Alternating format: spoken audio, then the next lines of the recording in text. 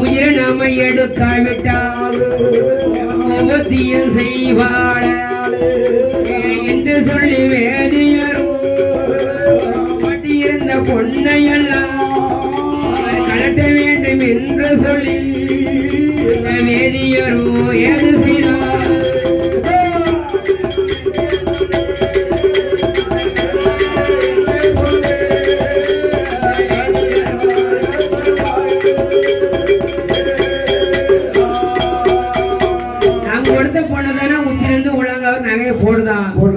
அலங்கரிச்சு வந்திருக்கா பாரு.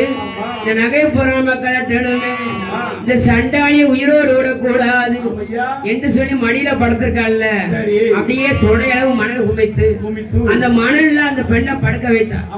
லட்சுமி எசுகிய அந்த மணல் மேல படுக்க வைத்து அழுங்காம குழுங்காம அவன் உச்சியிலிருந்து உள்ளங்கள் வரை போட்டு நகைய பூரங்களாட்டுதாரு. அந்த மணியாகையர் வேதியர் பாப்பா அந்த நகையை பூரங்களாட்டி பொட்ட நம்ம கட்டுதாரு. நான் தோலை போட்டிருந்தாலும் துண்டு, அந்த துண்டு தான் அவற்றை மிச்சம். அந்த பொட்ட அம்மா கட்டி கொண்டு பொட்டமா கட்டி தோல்ல போட்டாரு. ஆகா இவளை இப்படியே விட்டுட்டோம், சண்டாளி நமக்கு ஓத்தியத்துக்கு வந்துடுவா. விடலாமாப்பா, பெண் தொடர்ந்து வருவா. இவன் அம்மா போச்சு தானே இவளுக்கு இருக்கும் என்று சொல்லி வேதியர் கோபம் கடும் கோபம் கொண்டு உயிரை நாம எடுக்கணுமே என்று சொல்லி எண்ணிக்கொண்டு அவர் என்ன செஞ்சா தெரியுமா? அந்த நல்ல வேளையில அந்த வேதியர் பாப்பாவோ கோபம் கொண்டு அடுத்திருந்த லட்சுமிய பக்கத்தில இருந்ததொரு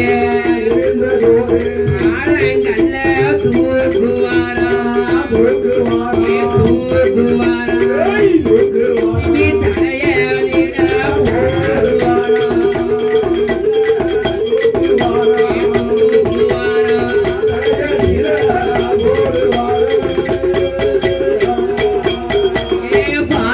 தலையிட விழுந்த போது மங்கையான லட்சுமியா பதறி மக துடிக்காள பதறி மக முழிக்காள ஐயோ பாவி சண்டாளா பெரிய பாப்பா பாப்பானா இப்படி ஒரு வேலை செய்துட்டேன், உன்னை நம்பி நான் வந்ததுக்கு இப்படி ஒரு துரோகம் பண்ணிடியாடா சண்டாளா. ஓ மடியில அம்மா வேண்டாம் என் அண்ணன் வேண்டாம் என்று சொல்லி உதறி தள்ளி விட்டு உனைய நம்பின வந்தேடா சண்டாளா. என் அன்பை நினைக்கலையடா சண்டாளா. உன்னை நம்பி நான் வந்ததுக்கு நீ என்ன காரியம் பண்ணிட்ட? வஞ்சகம் செய்து விட்டாடா சண்டாளா. துரோகி, நான் சும்மா நான் விடுவனாடா என்று சொல்லி பதறி துடிக்காட காவி மகளான இசைக்கு என்ற லட்சுமியா அந்த நல்ல வேளையில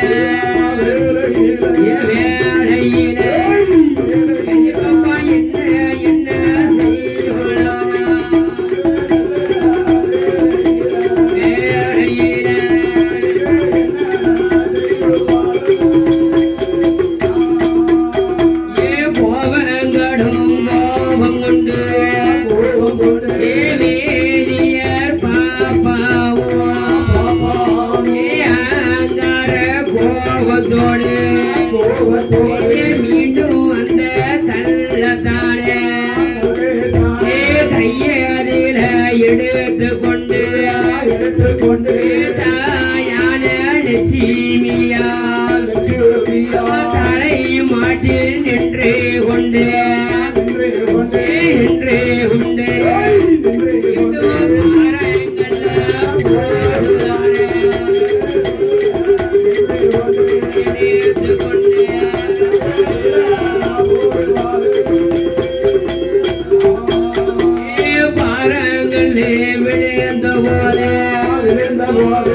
பார்வதி லட்சுமியா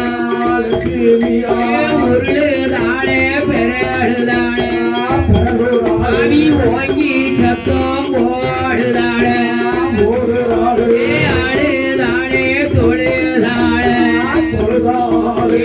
ஜீவியா ஆண்டவரே நினைக்கிறார்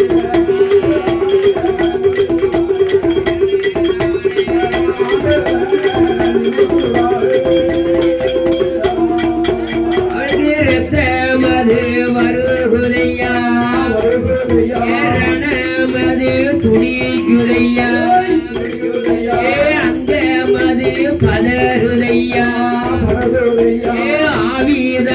ஆவிதடல்லாகுதையா அக்கம் பக்கம் சுத்தி பார்த்தா சுத்தி பார்த்தா கள்ளி மரம் கண்ணே கண்டா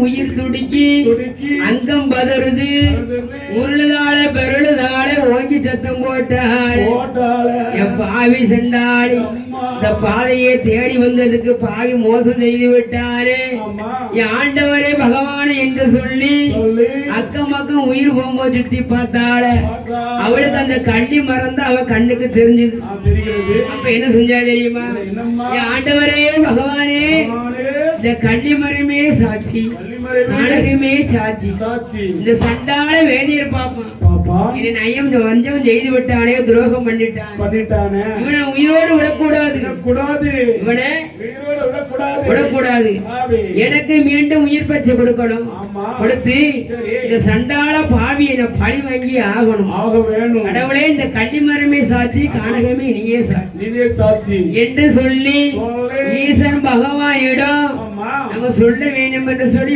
உயிர் பிரிந்து பகவான் போய் சொல்றது அந்த உயிர் சொல்லுது ஈஸ்வரனே பகவானே உனக்கு தெரியும் இல்லையா நான் ஒரு காலம் வண்டி இல்லாத கண்ணம் கடம் இல்லாம இந்த பாவி தேடி வந்ததுக்கு பாவி வஞ்சம் செய்து விட்டான் இவனை எப்படியாவது கொல்லணும் மறு உயிர் கொடுக்கணும் ஐயா என்று சொல்லி இருக்கக்கூடிய வேளையில ஈசன் பகவானும் ஆட்டும் என்று சம்மதித்தான் ஏன் தெரியுமா இந்த மங்கையான தாசி மகன் மாறுகண்ட தாசி மக கண்ணம்மா வந்து ஒருத்திக்குனே தாசி குடும்பத்துல வாழ்ந்தாலும் தாசி குடும்பத்துல பிறந்தாலும் ஒருத்தருக்கே வாக்கப்பட்டு ஒருத்தனே மனசுல எண்ணி அவன் கூட வாழ்ந்து விட்டான் இல்லையா அப்ப நல்ல பொண்ணு தானே அப்ப இவளுடைய வாக்கியை நம்ம நிறைவேற்றணும் குடும்பம் தான் தாசி குடும்பம் இல்லையா அப்ப இவளுடைய வாக்கியை நம்ம நிறைவேற்றும் என்று சொல்லி ஈசன் பகவான் ஆட்டும் என்று சம்மதிக்க அங்க அம்மா தேடுதா மார்கண்ட தாசி ஏ மகி நட்டுவா அக்கா தங்கச்சி போய் மணி 1 மணி நேரம் ஆச்சு வெறுங்கை பாப்பான் கூப்பிட்டான்னு சொல்லி நான் சத்தம் போட்டு விரட்டிட்டேன் என் பேச்சை கேட்காம வேதியம் தான் முக்கியம் சொல்லி வெறுங்கை பாப்பான் நினைச்சு ஓடிட்டா ஓடனவ சும்மா ஓடுனா அவன் போட்டிருக்க நகரன்றெல்லாம் கழுத்துல இருக்கு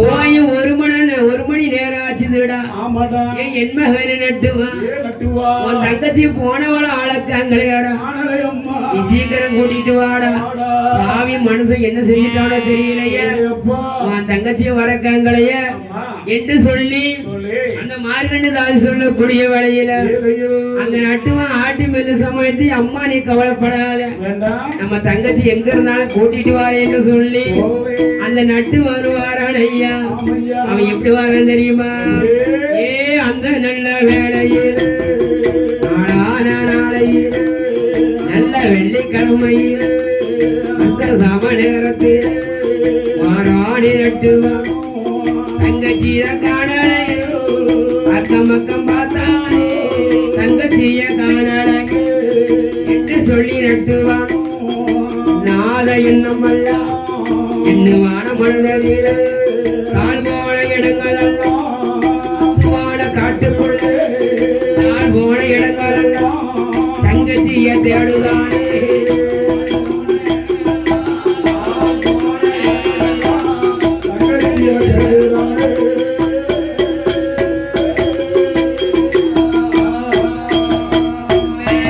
தங்கையான லட்சுமி என்ன ஆச்சோ ஏழையும் சுத்தி முத்து பார்த்தாரு ஆக்கும் அந்த வேளையில் அண்டாடே கண்டாடே தங்கைய தங்கண்டாடே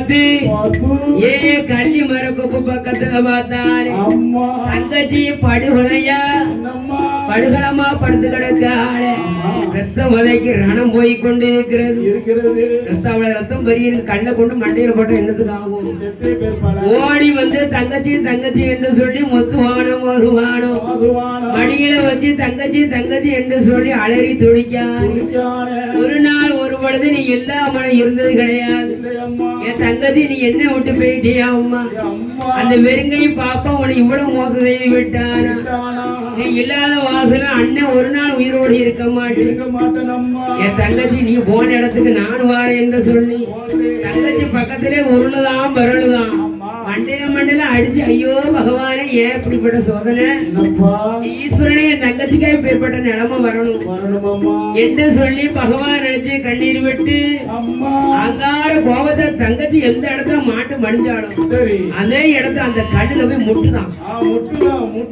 என் உயிரை எடுத்துக்கோ பகவானே தங்கச்சி இல்லாத வாசம் நான் உயிரோடு இருக்க மாட்டேன் என்று மண்டையை முட்டி முட்டி முட்டி அதே இடத்துல நட்டுவான்னு இறந்து விட்டான் இறந்திருக்கக்கூடிய வேளையில ஐயா பார்த்தாலே மாறுகண்டு தாசியவன் போன மகளையும் காணல பையன் நட்டு வேணானா அவனையும் ஆளக்காங்களைய அண்ணன் தங்கச்சி எங்க போனான்னு தெரியலையே என்று தேடி வரக்கூடிய வேளையில ரெண்டு பேரும் படுகணமா கிடந்தாங்க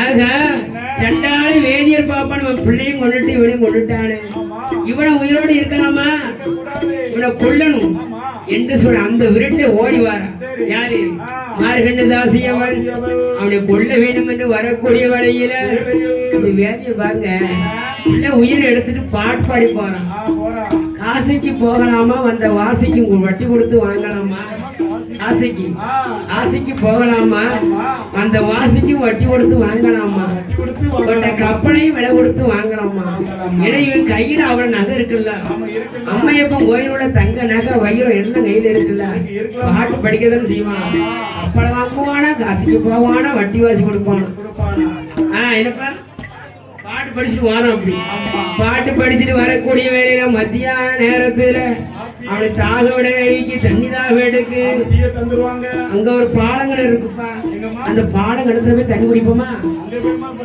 கையை வீசி வீசி சந்தோஷத்தோட போறான் அவன பொன் பொருள் இருக்கலாம் பாவி ஒரு தாசி பண்ண வங்கொலையை செய்து விட்டு கூட அந்த பாவி நினைக்கல அவனுக்கு தேவை சொத்து சோகம் ஆமா பக்கத்துல இந்த பாலனந்த காலத்துல போய் தண்ணி குடிக்க வேண்டும் என்று சொல்லி வேதியர் பாப்பா கை தட்டி சிரிச்சு கொண்டு போய் தண்ணி குடிக்க போறான் தண்ணி குடிக்க போகக்கூடிய வேளையில துண்டு கட்டி இருந்த தங்க நகை பொட்டணத்தை கிணத்து பக்கத்துல வைக்கானே அப்படியே வாளிய போட்ட தண்ணீர் இறக்கும் போது அந்த கிணத்துல அதாவது கருநாகம்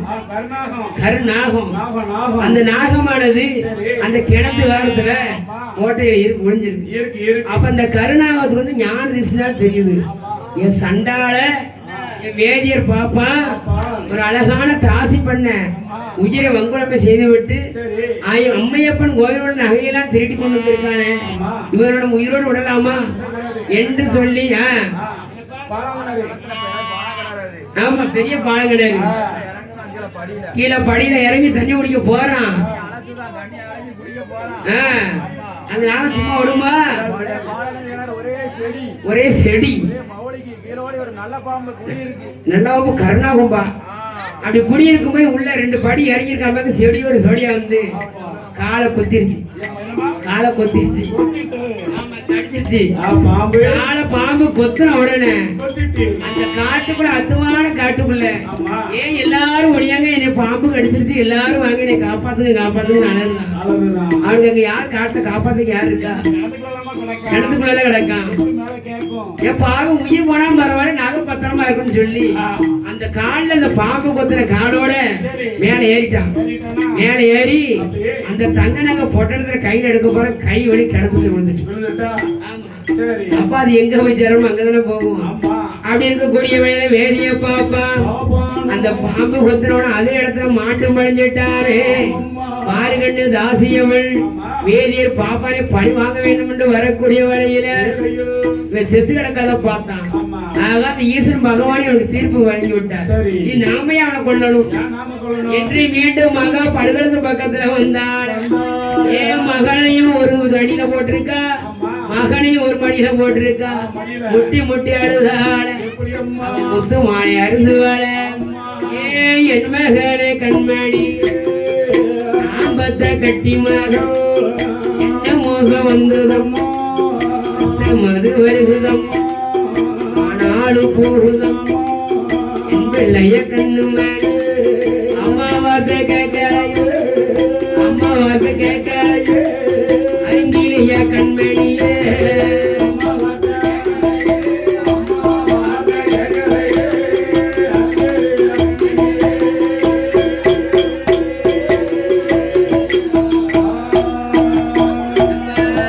ஊட்டித்தானே வளைத்தேன் உடம்பு எல்லாம் நெய்யோரு அண்ணான கண்மணி ஏற்றி உன்னை வளைத்தேனும் தேகமெல்லாம் நெய்யோருக. என்ன மோசம் வந்ததம்மா தங்கமே கண்மணி, என்ன மோசம் வந்ததம்மா ஏழுந்த சோதரையோ.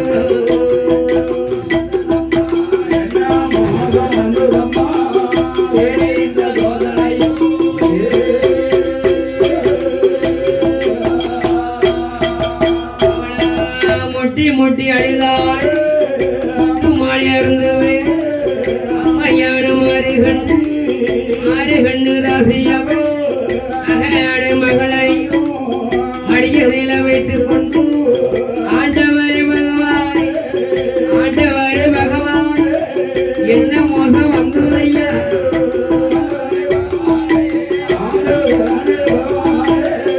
என்ன மோசம் வந்துரையா.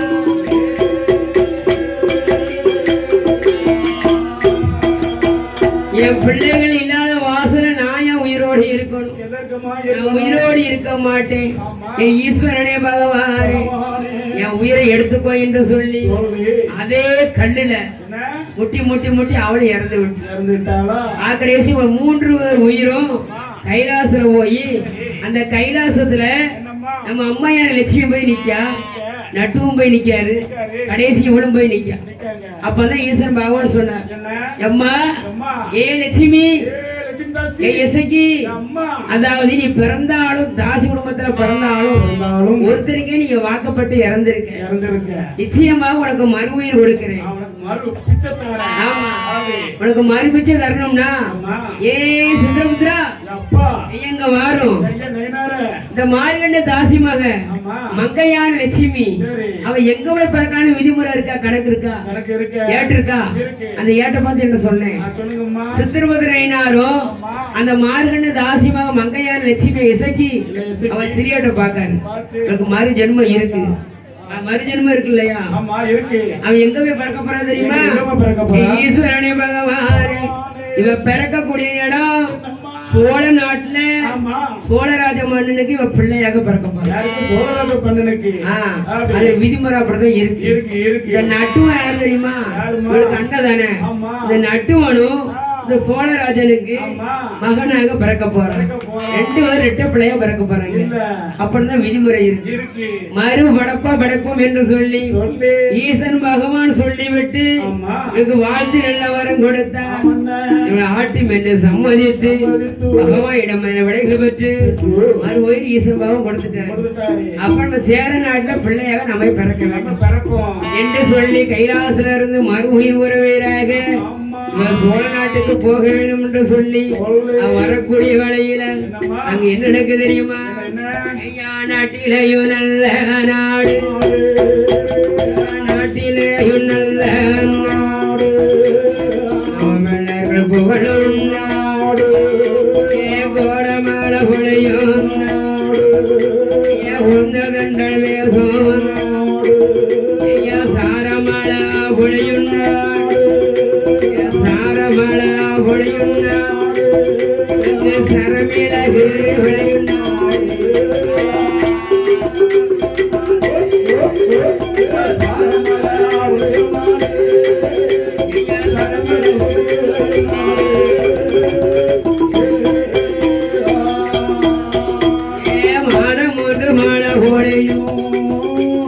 வருடம் ஒன்று பயிர் விளையும்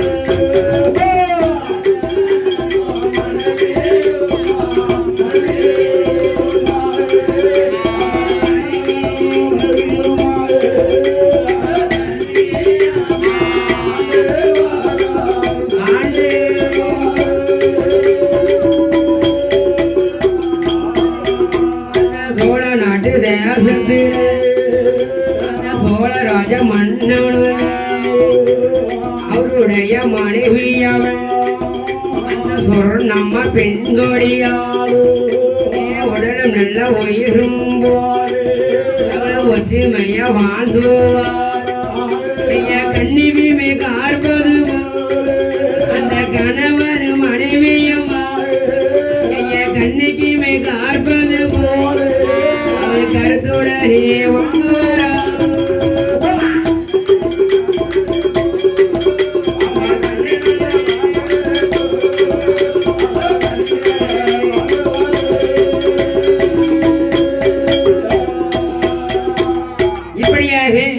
சோழ நாட்டு தேசத்துல சோழராட்டு மன்னன் மனைவியான சொர்ணத்தம்மாள் கணவன் மனைவியுமா ரொம்ப சந்தோஷமா வாழ்ந்து வருகிறார்கள். அப்படி வாழ்ந்து வரக்கூடிய வழியில அவங்க அரசர் மன்னர் இல்லையா 56 தேசத்தையும் அதிபதியாக ஆண்டு வருகிறார்கள். அப்படி 56 தேசத்தை அதிபதியாக ஆண்டு வரக்கூடிய வேளையில அவர்களோட அரண்மனை வாசையில மந்திரி பிரதானி தலையாரிகள் அத்தனை பேர் வேலை பார்த்து கொண்டிருக்கிறார்கள். அந்த வேலை பார்த்ததுல 56 வருஷத்துக்கு முதல் மந்திரியா அரசனுக்கு அரசனாக ஆண்டு வருகிற சோழராஜ மன்னன். அப்படி இருக்கக்கூடிய வேளையில ஒரு நாள் அந்த சோழராஜ மன்னனான அவருடைய மனைவி அந்த சொர்ணத்தம்மாள் ஓடி வந்து என் கணவா மன்னவர் என் ஆசை மன்னா நேசம் மன்னா நம்ம அரண்மனை வாசையில கோடி கோடி பொண்ணு பொருள் இருந்தும் நம்மளுக்கு ஒரு குழந்தை கூட இல்லை ஐயா. அரண்மனைக்கு அரசால ஒரு குழந்தை இல்லை, ஆண் குழந்தையோ பெண் குழந்தையோ கிடையாது. எப்ப குழந்தைனா இப்ப தெத்துக்கு பிள்ளை வாங்கி வளர்க்கலாம்ல. அதாவது தெத்துக்கு பிள்ளை வாங்கி வளர்த்தாலும் தனக்குன்னு ஒரு குழந்தை தன்னோட வயிற்றுல இருக்கணும். ஊராப்பிள்ளைய ஊட்டி ஊட்டி வளர்த்துட்டா ஊராப்பிள்ள தான் பிள்ளை எப்படி வளர்த்தாலும் சொல்லி கேட்க மாட்டாங்க இல்லையா. நீ எப்படி தம்பியெல்லாம் வந்துட்டான் 10 தடவை போன் போட்டுருச்சு. எப்போ வருவேன் அதான் நீ காலையில உள்ள 10 மணிக்கு தானே வைக்கணும், அதுக்குள்ளே போயிட்டு வா நான் காலையில சொன்னேன். அந்த பிள்ளைக்கு இருக்க பாசம் இவனு கிடையாது. 10 போன் வந்துருச்சுப்பா, எப்போ வருவேன் வீட்டுக்கு போய் 6 நாள் ஆச்சு. அப்புறம் பச்சை பயிர் தேட தானே செய்யும். பக்கத்துல இருக்க மாதிரி சொல்லிட்டீங்க. 40 கிலோமீட்டர் போகணும். 40 கிலோமீட்டர் ஆனா பாவிங்க மத்தலாம்பரில இருந்து கண்டகுச்சிக்கு எவ்வளவு 40 கிலோமீட்டர் இருக்கு. மத்தலாம்பரில இருந்து 40 கிலோமீட்டர் இருக்கு. 40 கிலோமீட்டர்மா. இது வண்டி தானே பைக்கு தானே நினைச்சு வந்துடலாம்ல. அப்படி இருக்கக்கூடிய வேளையில இதுதான் சமயம் என்று சொல்லி ஒரு நாள் தினமதிலே சொர்ணத்தம்மாள் ஓடி வந்து கணவனிடம் ஓடி வந்து ஆசம் பண்ண நேசம் பண்ண அரண்மனை வாசல ஆண் குழந்தை பெண் குழந்தை ஒன்று கிடையாது, நான் என்ன செய்வேன் ஏது செய்வேன் என்று என்ன சொல்லி அழுதா தெரியுமா. ஆசம் பண்ண நேசம் பண்ணா நமக்கு சொத்தால குறைவும் இல்ல சுகத்தால தாழ்வும் இல்ல குறையும் இல்ல பாக்கியத்தை தாழ்வும் இல்ல மண்ணால குறையும் இல்ல குறையும் இல்ல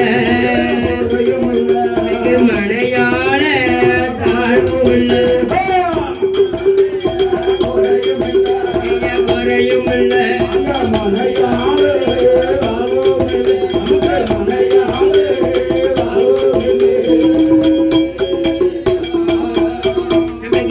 இருக்கு மாடு இருக்கு அடுக்கு மத்த வீடு இருக்கு நாடு இருக்கு நகரம் இருக்கு 4 வகை தோப்பு இருக்கு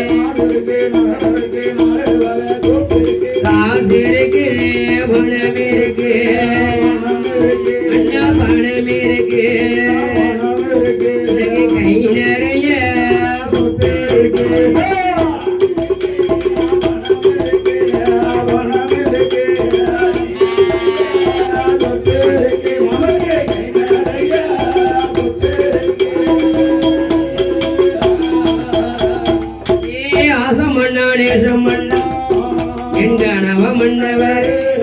எனக்கு வைத்த பிராணநாதா ஆத வைத்தி சொன்னாடி அங்கம் வைத்து விளையாடு ஒன்று இல்லை மன்னா கையில் வைத்து விளையாடு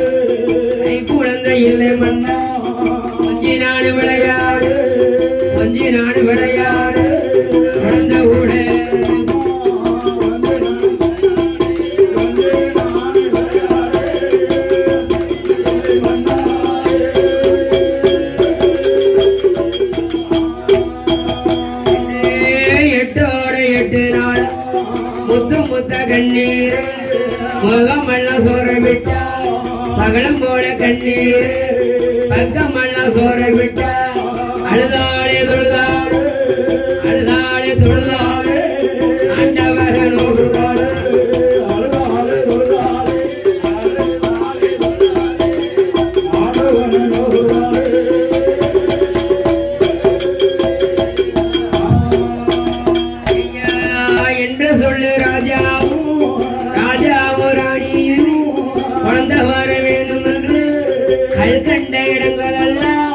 கையெடுத்து வணங்குதாரு மண் கண்ட இடங்கள் எல்லாம் மாதாந்தம் போறாரு கோயில் வளம் போறாரு குழந்த வாரம் கேட்காரு கோயில் வளம் போறாரு கோயில் வளம் போறாரு குழந்த வாரம் கேட்பாரு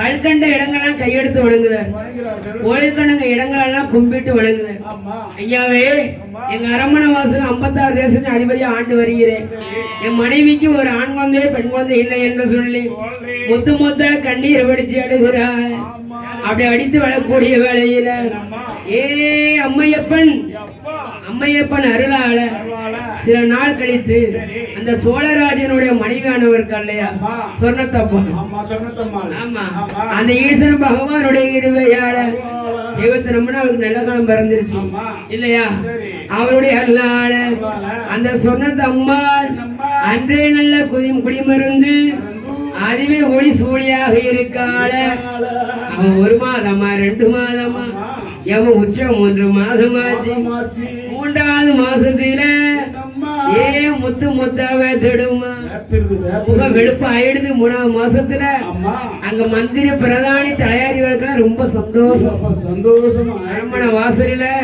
2 மாசமெல்லாம் இருக்கா என்று சொல்லி அவன் எப்படி இருக்கிறா தெரியுமா ஏ அன்றே ஐயா நாள் மோதாளா அன்றே ஐயா நாள் மோதாளா அந்த நல்ல பெண்கோடியா 10வது மாசையில பரிபூர்ண கர்ப்பமாரா பட்ட ஒரு வேளையில ஒரு நாள் நிம்மதியில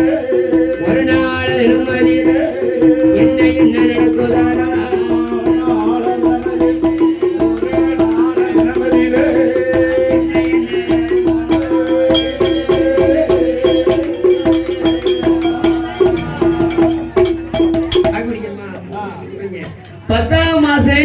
நேரமாக சூழியா இருக்கிறான்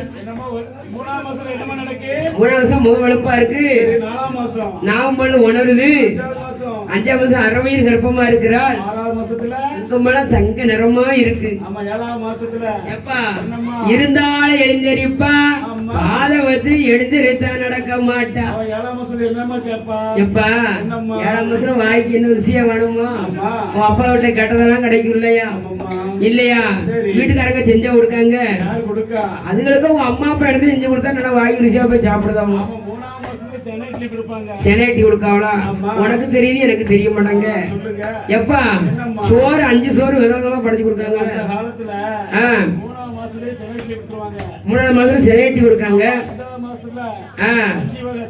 5 வகை சாப்பாடு வேற என்னப்பா 7 மாசம் அல்லது 8 மாசத்துல சரி அல்லது 7 அல்லது 9 வளகாப்பு கொடுக்காங்களா சுல்காப்பு சுருவளையல் சரி 10ஆம் மாசத்துல 13 நேரமா சோழியா இருக்கான் சில கணவர்மாரு நம்மளுடைய மனைவியானவங்க வீட்டுல வச்சே குழந்தை பிறக்கணும் என்று சொல்லி தாயை போட்டு போக சொல்ல மாட்டாங்க ஏன்னா மனைவி மேல அவ்வளவு பாசமா இருக்குமா சில பேர் 6ஆம் மாசத்துல அடிச்சு உங்க அப்பா வீட்டுக்கு போன்னு சொல்லி போச்சிருக்காங்க அப்படியா நீ நல்ல மனுஷன் அது யார பார்த்து சொல்லுத உள்ளூர்ல இருந்துட்டு ஏன்ட்ட சொல்லுது அங்க 9 மாசமா வீட்டுக்காரியே போச்சோன்னே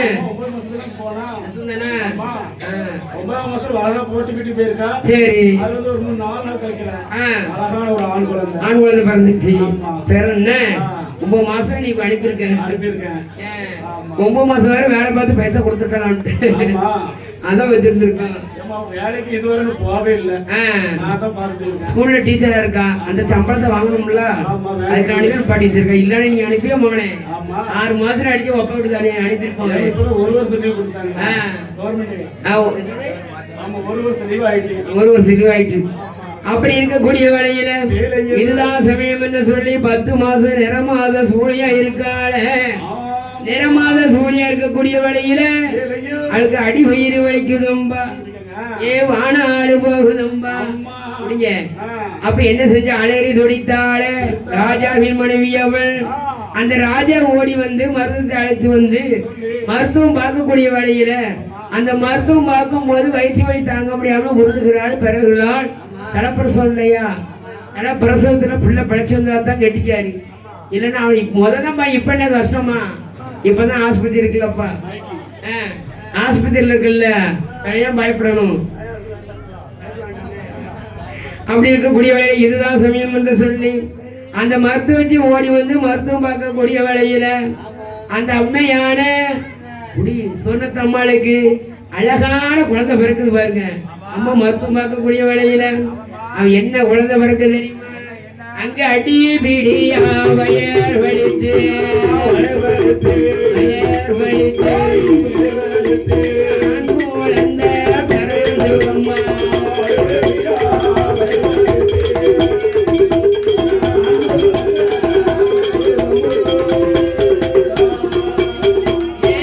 குழந்தை பிறந்தம்மா. அந்த நல்ல வேளையில பெண் குழந்தையும் பிறந்ததும்மா.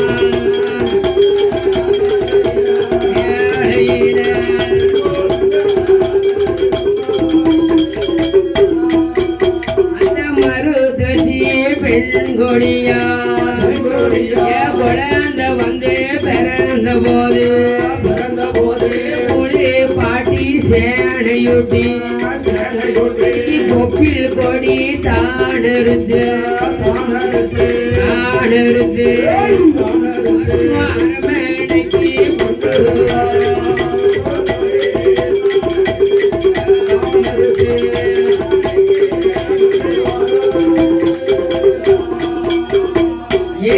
குழந்தை முதல் குழந்தை ஆண் குழந்தை பிறந்துக்குப்பா. ஆண் குழந்தை பிறந்து 10 நிமிஷம் கூட ஆகல, அதே வயசுல பெண் குழந்தை 2 குழந்தை பிறந்துருச்சு. என் குழந்தை நாசம் பண்ண வந்துருச்சே. அப்ப நினைச்சா மருத்துவம் ஆக இந்த குழந்தை மாலை சுத்தி பிறந்திருக்க. எப்ப மாலை சுத்தி பிறந்திருக்கு, இந்த மாளிகைக்கு ஆகாதே ஒரு சுத்தி பிறந்திருக்கு. குடும்பத்தை என்ன வழி ஆக்க போதோ தெரியலையே.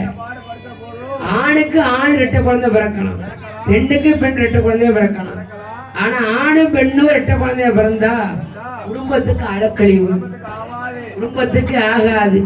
அப்ப அந்த மருத்துவம் என்ன நினைச்சா தெரியுமா, இந்த விஷயத்த போய் நம்ம ராணிகிட்ட சொன்னோம்னா இவ்வளவு நாள் குழந்தை இல்லை, இப்பதான் குழந்தை கிடைச்சிருக்குன்னு சொல்லி மனசு கஷ்டப்படுவாங்க. தாமருந்து பெத்த பிள்ளை இந்த விஷயத்த சொல்லலாமா? அவங்க கோபுரத்தை நொறுக்குமே இந்த குழந்தைகள் 2 குடும்பத்துக்கு ஆகாத. ஏன் மண்குடிச மாளிகையான மாதிரி இந்த மாளிகையும் கெட்டு நந்து போயிடுமே, குடும்பத்தை அழிச்சிருமே. இந்த 2 குழந்தையும் குடும்பத்துக்கு ஆகாத. என்ன செய்வோம் என்று சொல்லி இந்த மருத்துவம் நம்ம ராஜாட சொல்லாம இருக்க முடியாது என்று சொல்லி, ஐயாவே ராஜமன்னா உங்க மனைவிக்கு ஆண் குழந்தை பிறந்த வயதுல பெண் குழந்தையும் பிறந்திருக்கு, குழந்தைகள் 2 கொடி சுத்தி பிறந்திருக்கு, குடும்பத்துக்கு ஆகாது. மாலை சுத்தி பிறந்திருக்கு, இந்த அரண்மனைக்கு ஆகாது. இந்த 2 குழந்தையால இந்த குடும்பத்துக்கு என்ன பிரச்சனை வரப்போறதுன்னு தெரியல என்று சொல்லி இருக்கக்கூடிய வேளையில அந்த நேரத்துல ராணி அம்மா குழந்தை பிறந்த மயக்கம் தயக்கம் அந்த மயக்கத்துல படுத்திருக்கா. ஆமா, ஏன்னா குழந்தை பிறந்து 2 பிள்ளைல யார் அந்த ராணிக்கு மயக்கத்தோட படுத்திருக்க கூடிய வேளையில ஏன் கண்ட கனவுதான் ஆகாத கனவு கண்டுட்டாள. அவன் என்ன கனவு கொண்ட தெரியுமா? அந்த நல்ல வேளையில அந்த நல்ல சொர்ணத்தம்மா மயக்கத்தோடு படுத்திருந்தாள்.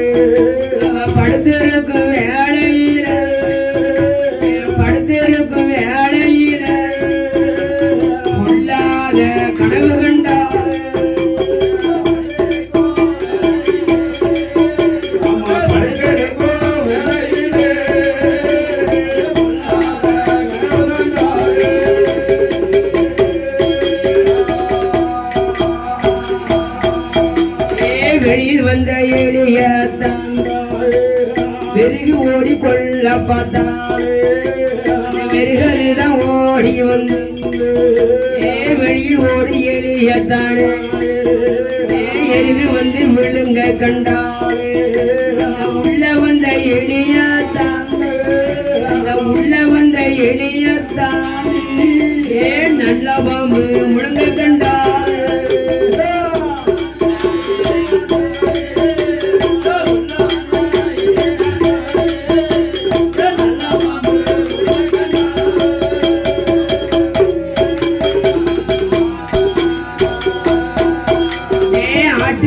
மாட்டு மந்த அவ அடியோடு சாய கண்டாள் நம்மளுக்கு குழந்தையது ரெண்டு குழந்தை பிறக்க கண்டாள் ரெண்டு நல்ல குழந்தையுமே ரெண்டு நல்ல குழந்தையுமே என்ன என்ன செய்யுமானா கோபங்களும் கோபம் உண்டு கோபங்களும் கோபம் உண்டு குதிரையாட பிடிக்க கண்டான்